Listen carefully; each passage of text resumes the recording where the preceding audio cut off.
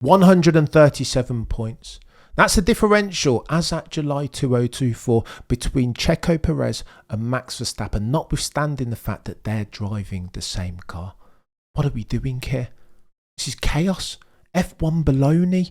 How can you justify continuing to stick with Checo Perez? Therefore, 137 points. This is where it gets techie, because the guys and girls at the balls that are red are depending on the bonuses that are a function of them winning the Constructors' Championship. Oh, you say, but Checo Perez brings in circa 30 million worth of US dollars per annum. That's not to be sniffed at, right? $30 million is a lot of money. But lest we forget that last year when Red Bull won the Constructors' Championship, that meant 140 million, 140. That's where the real money comes. And as at July 2024, Checo Perez, by virtue of his material underperformances season to date, is bringing that into jeopardy. He's risking that Red Bull can't win the Constructors. Lest we forget that circling are McLaren, Mercedes and Scuderia Ferrari. They harbour now ambitions more than ever of winning themselves a Constructors' Championship, and the bottleneck in that equation is of course the man formerly known as the Mexican Minister of Defence, the one they call Checo Perez. What are we doing? His underperformance is material and now detrimental, of serious consequence. Lest we forget that season to date, Logan Sargent in a Williams has outqualified this chap 3 times. 3. In a Williams, for Pete's sake. What are we doing? Oh, the humanity. This is unsustainable. Not my words. Christian Horner, team principal of Red Bull, lest we forget that he was supportive and has been supportive of Checo Perez hitherto season to date. He's the one who gave him the 2-year contract for Pete's sake. Now, conjecture is that Christian Horner only gave him that not because of his performance, not because of any sort of meritocracy, but because there was a debt to be paid.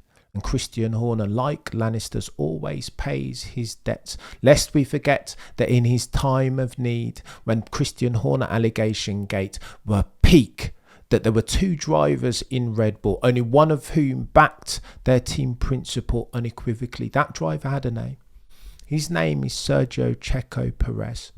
I'm convinced now more than ever, but for that, he wouldn't have got himself a 2-year contract extension. How can you make that case based upon his performance?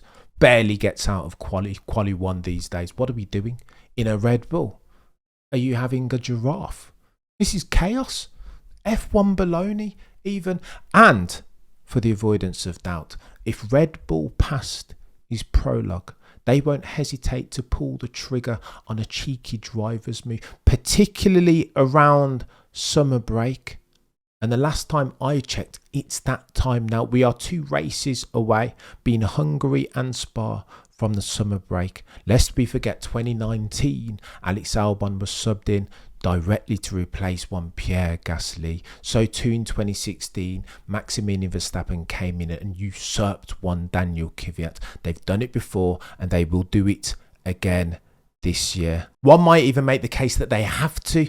Christian Horner will have a much easier conversation, a much smoother one, if indeed he can approach the board, Messrs Mateschitz and Mintzlaff, with 140 million worth of Constructors' prize winning in hands, lest we forget Christian Horner allegation gate and all that came with it. However, I think in this the more interesting story isn't what happens to Checo Perez, it's who replaces him. Helmut Marko has said that Red Bull is a junior team and they like to promote hot prospects, talent like, say, Liam Lawson. Again, super quick, proved his worth over the course of 5 races last year, took points for RB Visa Cash App while Danny Rick was sorting out his hand injury. Surely then it would be him. However, last weekend during a filming day, he was less than impressive. He gets a second bite at that cherry this week, Thursday. The F1 world waits and watches to see how that one plays out. However, I don't think that's the most likely outcome in this circumstance. Please see Yuki Tsunoda. He's been killing it this year, outperforming roundly his teammate One Honey Badger. However, the face, for whatever reason, doesn't fit. They don't like him. They don't see him as a Red Bull driver. Indeed, you can see per their celebrations, 20th anniversary of the inception of Red Bull at the Goodwood Festival of Speed, Yuki Tsunoda was nowhere to be seen. He's more a Honda man than he is a Red Bull man. So that only leaves One Honey Badger, right? Daniel Ricciardo. And seeing the way that they comported over the course of the weekend, one can only think that he might be the favourite. He might be the most likely successor to Checo Perez's throne. Here's why. The behaviour, the body language, how comfortable Christian Horner was, Red Bull team principal, around the prodigal son, that is Daniel Ricciardo, tells all that you need to know. They want him to succeed, notwithstanding his underperformance as versus his teammates. The face fits. Danny Rick is a marketing behemoth. What are we doing here? Post the summer break, you can bet your bottom dollar Danny Rick will be in that Red Bull. I'm convinced of it now more than ever. And here's why.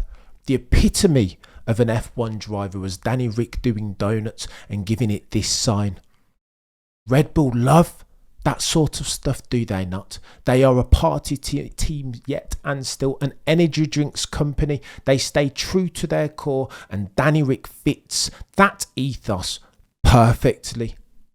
Whatever it means for Sergio Checo Perez going forward, he's had a fantastic stint. Maybe this is it for him as far as his F1 journey and his career. And that makes me sad. Once upon a time, he was God tier, the Mexican Minister of Defense, for Pete's sake. Lest we forget 2021 Turkey and 2021 Abu Dhabi. He was instrumental in deciding which way that silverware went that year. However, his day has gone. Trying to grasp at your prime is like trying to grab a gaseous substance, and Sergio Checo Perez has fallen foul to that.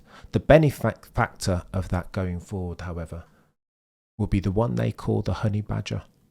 He's in the ascendancy, notwithstanding his underperformance, but that means nothing in Formula One. It's about who you know, not what you know, who favours you. Checo Perez's contract, his 1 + 1 year, is proof positive of that. He couldn't have got it but for him being favoured and owed a debt of gratitude by one team principal, Christian Horner. Oh, the humanity. What are we doing? But this is F1. Some may say it's unfair, but yet and still I counter to that. This is Formula One, and it has always been like that. It's about money more than meritocracy, about who you know more than what you know. Danny Rick doesn't need to outperform because he has the favour. He curries favour and fosters the rapport of the decision maker, being one Christian Horner.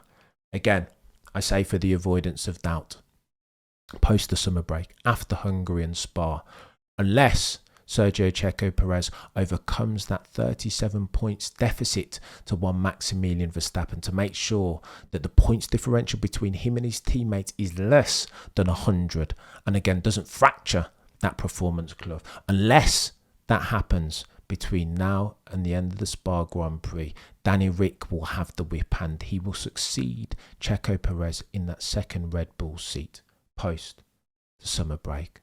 That's my story and I'm sticking to it. But I digress.